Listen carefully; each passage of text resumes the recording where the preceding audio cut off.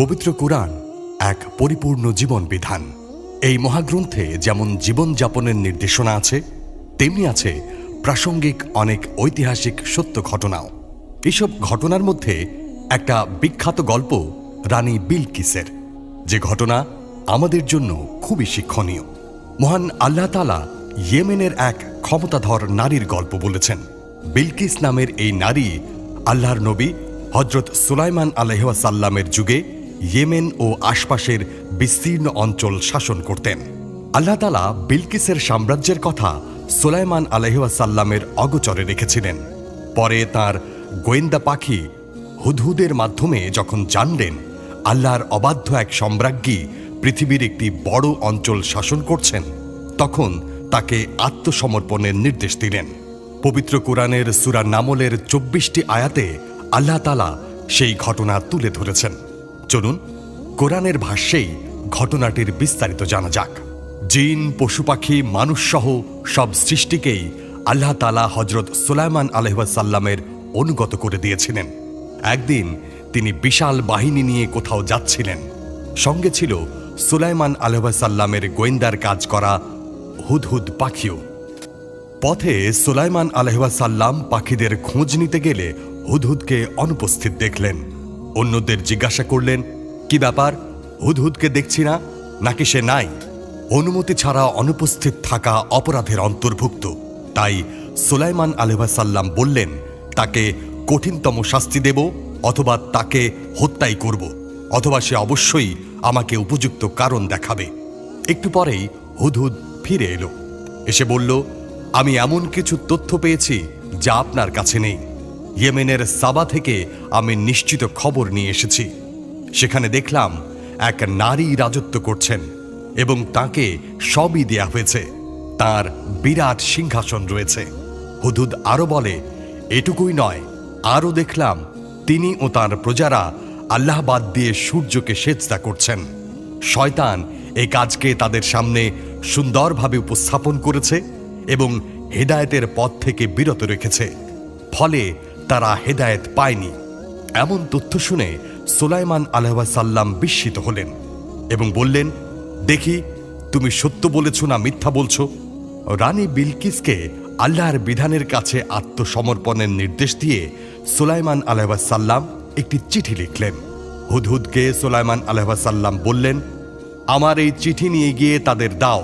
এরপর তাদের কাছ থেকে একটু দূরে সরে দেখো তাদের প্রতিক্রিয়া কি। হুদহুদ গিয়ে তাই করল।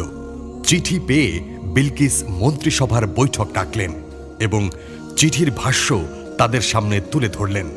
বললেন, সভাসদগণ, এই দেখেন, আমাকে সুলাইমানের পক্ষ থেকে মোহরাঙ্কিত পত্র দেয়া হয়েছে। অসীম দাতা, অতি দয়ালু আল্লাহর নামে শুরু করছি। আমার প্রতি উদ্ধত হইও না, অনুগত হয়ে আমার কাছে হাজির হও। মন্ত্রীদের কাছে পরামর্শ চেয়ে বিলকিস বললেন, হে সভাসদগণ, আমার কর্তব্য সম্পর্কে সিদ্ধান্ত দিন।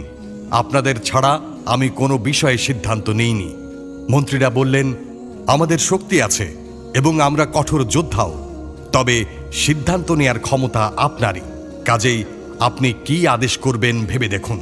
বিলকিস হামলার আশঙ্কা প্রকাশ করে বললেন, রাজারা যখন কোনো জনপদে ঢোকে তখন বিপর্যয় ডেকে আনে এবং সেখানকার সম্মানিত ব্যক্তিদের অপমান করে ছাড়ে। এরাও তাই করবে। শান্তি চুক্তি করে আত্মসমর্পণ এড়ানোর ফন্দি আটেন বিলকিস। সুলাইমান আলাইহিস সালামের কাছে উপহার পাঠানোর সিদ্ধান্ত নিলেন। মন্ত্রীদের বললেন, আমি তার কাছে উপহার পাঠাচ্ছি, দেখি দূতেরা কি জবাব নিয়ে আসে। বিলকিসের প্রতিনিধি দল সুলাইমান আলাইহিস সালামের দরবারে এলে তিনি বললেন, তোমরা কি আমাকে অর্থ সম্পদ দিয়ে সাহায্য করতে এসেছ?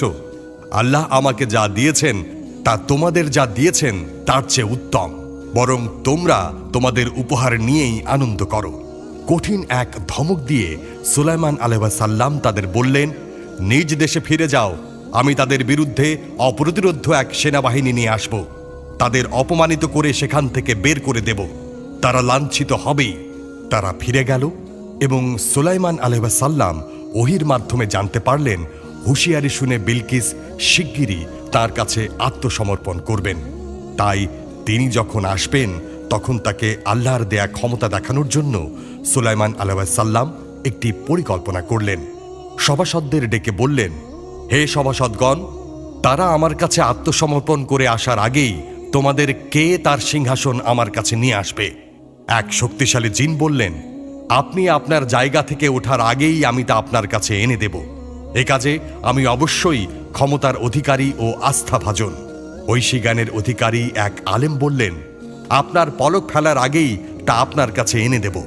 যেই কথা সেই কাজ, মুহূর্তেই তিনি বিলকিসের বিরাট সিংহাসন সুলাইমান আলাইহিস সালামের সামনে হাজির করে দিলেন এবং আল্লাহর প্রতি বিশেষ কৃতজ্ঞতা জানালেন। নিজের সিংহাসন সুলাইমান আলাইহিস সালামের দরবারে দেখে বিলকিস নিশ্চয়ই অবাক হবেন এবং আল্লাহ প্রদত্ত ক্ষমতা দেখে তাকে নবী হিসেবে মেনে নিয়ে আনুগত্য করবেন।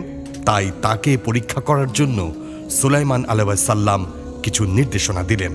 বললেন, তার সিংহাসনের ধরন পাল্টে দাও, এরপর দেখি সে সত্য পথের দিশা পায় নাকি যারা পথের দিশা পায় না তাদের অন্তর্ভুক্ত হয়। বিলকিস আত্মসমর্পণের জন্যই এলেন। তাকে সিংহাসনটি দেখিয়ে জিজ্ঞাসা করা হলো, এটি কি আপনার সিংহাসন?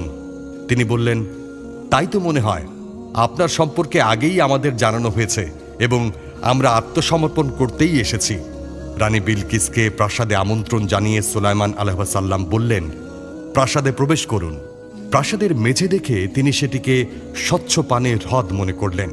ফলে বিভ্রান্ত হয়ে পায়ের গোছা থেকে কাপড় উঁচু করলেন।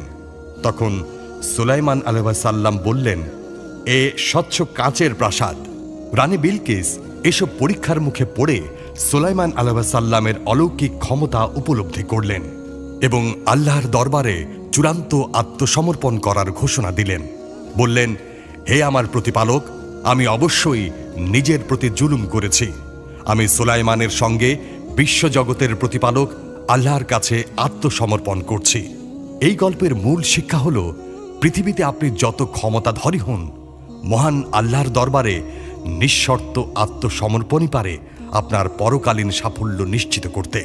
ইয়েমেনের সাবার রানী বিলকিস সুলাইমান আলাইহিস সালামের হাত ধরে মহাবিশ্বের মহান অধিপতি আল্লাহ তাআলার কাছে আত্মসমর্পণ করে পরিণামদর্শী সিদ্ধান্তই নিয়েছিলেন। ক্ষমতার অহংকারের ফাঁদে পড়ে পরকালীন সাফল্যের কথা তিনি ভুলে যাননি। এছাড়া গল্পে রয়েছে শেখার অনেক উপকরণ। আল্লাহর সন্তুষ্টির উদ্দেশ্য নিয়ে তৈরি আমাদের এই কথাগুলো যেন ছড়িয়ে পড়ে, এজন্য সাবস্ক্রাইব, লাইক, কমেন্ট ও শেয়ার করে আপনিও আমাদের সঙ্গে থাকুন।